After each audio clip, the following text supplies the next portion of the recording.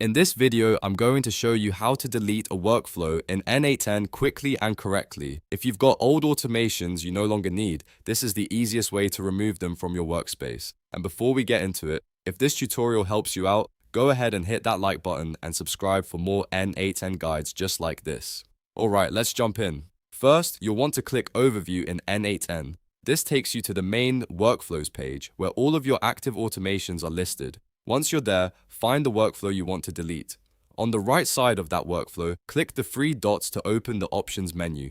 From the menu, click Archive. This is an important step because archived workflows are hidden from your normal active view and you need to archive it first before deleting it.